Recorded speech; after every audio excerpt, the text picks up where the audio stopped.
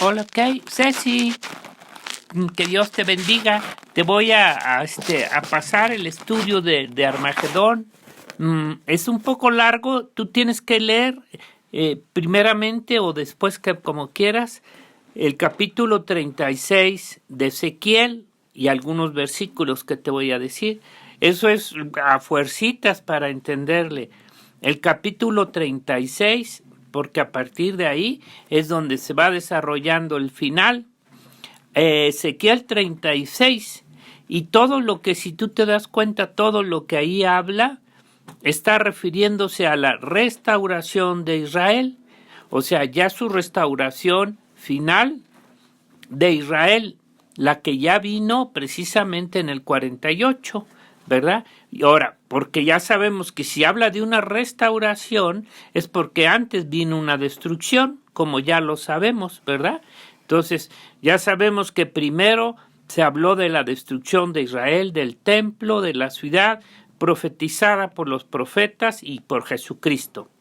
Y ahora aquí en 36, Ezequiel está hablando de una restauración, de un regreso de los judíos, y ahí lo vas a leer y lo vas a entender.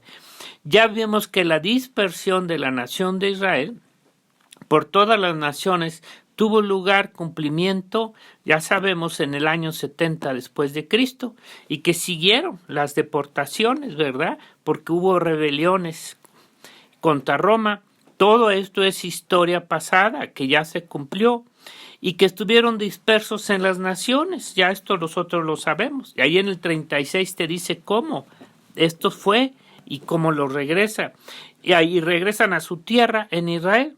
No se puede negar esta profecía y su cumplimiento que ya vivimos, que ya estamos viendo sus 2000 años afuera, ¿no? Y cómo ellos regresan en el 48.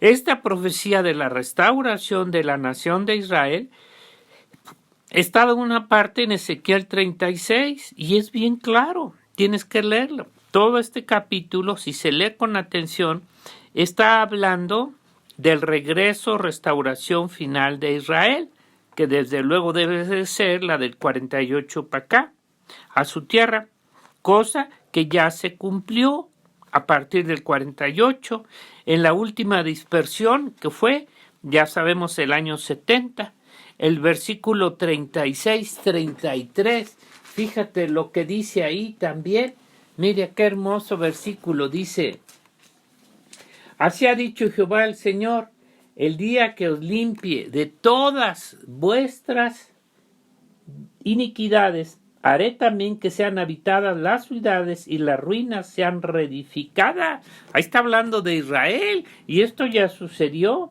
Y la tierra asolada será labrada en su lugar de haber permanecido desolada a ojos de todos los que pasaron y dirán: esta tierra que era asolada va a venir como huerto de Edén. Esto ya se cumplió, si no la puedes aplicar antes ni después, ahora.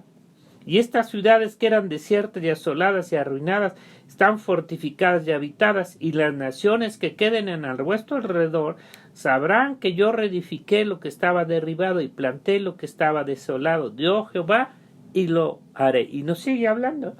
Pero aquí es muy interesante porque dice: el día que os limpie de todas vuestras iniquidades.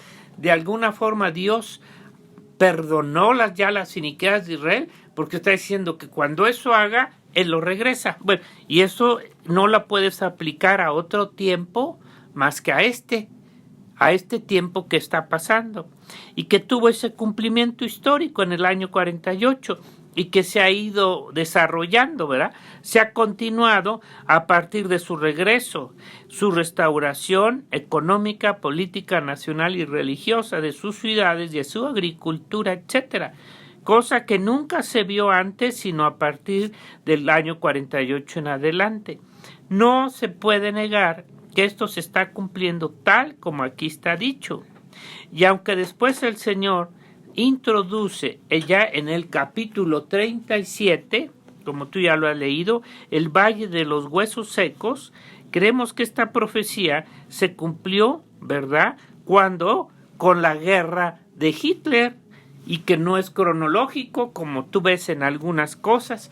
Esto no quiere decir que se va a suceder después de esta restauración, esto está hablando, ¿verdad? Que fue lo que sucedió con Hitler, ya sabemos, ¿no? No es cronológico. Y lo que sucedió, y la mortandad del pueblo de Israel. Pero a partir del versículo 15 en adelante, 37:15, dice la reunión de Judá e Israel. Vino a mí palabra de Jehová diciendo, hijo de hombre, tomará un palo y escribe en él para Judá y para los hijos de Israel sus compañeros. Toma después otro palo y escribe en él para José, palo de Efraín, y para toda la casa de Israel sus compañeros. Júntalos luego el uno con el otro para que sean un solo palo y ahora y serán uno en tus manos. Y luego dice, o sea, los vuelve a hacer, dice el versículo 21, así les dirás, así ha dicho Jehová, he aquí yo tomo a los hijos de Israel de entre las naciones a las cuales fueron, y los recogeré todas las partes, y los traeré a su tierra, y los haré una nación en la tierra, en los montes de Israel. O sea, es muy claro, ¿no? Esto ya tuvo su cumplimiento, todo esto. Entonces aquí ya nos está hablando de lo que sucedió después del 48 a partir de los huesos secos, ¿verdad? Entonces, esta profecía no la podemos aplicar a otra fecha, tiempo del que estamos viviendo, antes del regreso de Jesucristo a la Israel. Y bueno, ya nos habla del siervo a David, también como príncipe sobre Israel, y luego al final te habla de la construcción del templo. Fíjate, cosa que se va a lograr. Versículo 26. Y haré con ellos pacto de paz, pacto perpetuo seré con ellos, y los estableceré y los multiplicaré, y pondré mi santuario entre ellos para siempre. Estará en medio de ellos mi tabernáculo, y seré ellos por Dios, ellos me serán por pueblo. Y nos sigue hablando, o sea, claro que esto va a ser ya, una vez ya sabemos la historia, ¿no? Y que se tiene que cumplir, van a poner el templo, y luego, desde luego, el tiempo después, ya vendrá el milenio de Jesucristo sobre Israel, la tierra, y donde su santuario va a ser para siempre, ¿verdad? Pero ya va a ser puesto desde el momento del anticristo. Pero luego el Señor habla en el capítulo 38, que es ahí donde viene la situación aparentemente contradictoria, la profecía contra Gog, ¿verdad? Sobre la profecía y tiempo de Gog y Magog y la guerra que hará contra de ellos. Pero si tú analizas, y en el capítulo 37 nos dice del tiempo, de cómo Israel será otra vez restaurado, edificado, vuelto a su tierra, bendecido por Dios, en referencia a que ahí se da entrada al tiempo antes de la venida de Jesucristo y del milenio. Todo esto tiene que ser antes para que venga el milenio. ¿Cómo es que aquí nos habla y nos dice de la guerra de Gog? También está fuera de cronología. No, ¿en qué nos habla? Dice de la guerra. ¿En qué tiempo histórico se cumplirá esta guerra contra Israel? Ya que fíjate, esto es importante, por las características que abarca, sería una guerra de carácter mundial, tremendo. Y además nos habla de que estas naciones subirán a Israel cuando los reunió en su tierra. Y dice, habiten seguros en ella. Versículo 8, 9, 11 y 14 de Ezequiel 38, ¿quién es? ¿Ok? Y dice, al cabo de los años va a suceder esto, pero no te dice cuáles.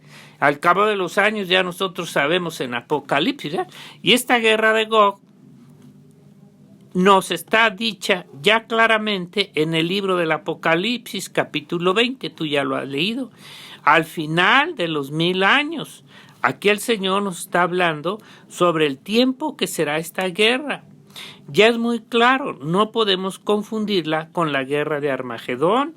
Cuando viene el Señor Jesucristo, ahí está muy claro, a pelear contra el anticristo, falso profeta y las naciones. Y dice que esta será en el valle de Armagedón o de Josafat. Y esta guerra será también en el tiempo antes del regreso de Jesucristo, más bien en el regreso de Jesucristo a la tierra, antes del inicio de los 1000 años. Esto lo sabemos. Y la guerra de Gog nos la marca después del milenio. No hay forma de confundirla. Apocalipsis 20, ahí tú lo lees. ¿En qué tiempo será? Al final de los 1000 años. En la guerra de Armagedón, el Señor hasta nos dice contra quién pelea, contra el anticristo, falso profeta y naciones claramente. Y en la guerra de Gog, nada habla del anticristo ni falso profeta.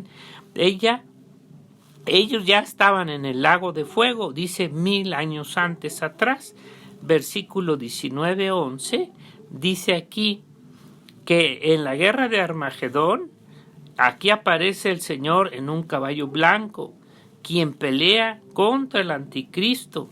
Y acá en Gog 27 dice claramente que cuando se cumplan los 1000 años, Satanás será suelto y lo que dice, y juntará a estas naciones, a Gog y a Magog. Ahora, independiente de qué naciones sean, porque aquí el problema es que, no, tiene que ser China, tiene que, quién sabe quién sean, pero los va a juntar independientemente y los reunirá en Israel, y dice que el Señor los destruirá con fuego, etc. Y el diablo será arrojado al lago de fuego donde estaba el falso profeta, el anticristo, 1000 años atrás. Ahora, aquí hay una cuestión muy interesante, Ceci. Entonces, muy inteligente.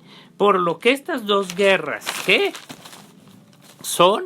Porque me habla de estas dos guerras, son a nivel mundial, como va a ser la de Armagedón, todas las naciones, y esta de Gog también, ¿verdad? No solo será una guerra de Israel con sus vecinos árabes, como ha estado siempre, y que eso es lo que posiblemente vuelva a venir una pequeña guerra entre ellos y Irán o quien sea, como ha sido desde que llegaron a su tierra, no han dejado de pelear. Lo que nos dice su palabra es que también son en tiempos diferentes, son guerras diferentes en tiempos diferentes. Nomás ponte a pensar, y si ahora fuera la guerra de Gog y Magog, tendría que ser una guerra mundial, como dice, y la Biblia no está profetizada una guerra a ese nivel mundial, solo la que viene al final con la venida de Jesucristo y en el lugar llamado de Armagedón. ¿Y con quiénes? Con los personajes del anticristo y falso profeta y las naciones, como está también dicho, ¿sí? En Joel, si tú lees Joel 3:1-2 y luego el 9:15, todo eso, te das cuenta que ahí está hablando la guerra de Armagedón. Entonces, el único lugar, aunque aquí en Ezequiel te lo está poniendo aquí, no quiere decir que va a ser en este tiempo, porque ya el Apocalipsis te lo marca en qué tiempo y con quiénes será esta guerra. Por eso el problema es esa confusión. Imagínate, si fuera ahorita esa guerra, Ceci, a ese nivel mundial, porque tendría que ser a nivel como ellos dicen, que entraría Rusia, que entraría China, Irán, todas. Sería una guerra a nivel, tendría que entrar Estados Unidos, Europa, todos. Si fuera así, y Dios destruiría, ponte a pensar esto, ¿qué va a pasar en esa guerra de Gog y Magog? Va a destruir a todos y se van a acabar. Entonces, ¿con quién pelearía en la de Armagedón? Si después viene la de Armagedón, ¿con quién pelearía? ¿Ya entendiste? ¿Con quién pelearía? Si ya se los echó a todos y ya nomás viene el juicio final. ¿Dónde está el anticristo, el falso profeta? Ya están en el infierno. Entonces, si te das cuenta, tienes que estudiarlo mucho, Ezequiel 36, 37 y 38.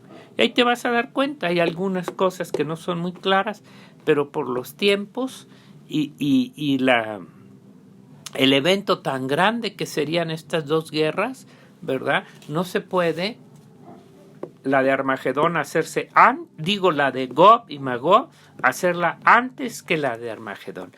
Bueno, estúdiale, Ceci, esos capítulos y luego platicamos. Anótalo por ahí.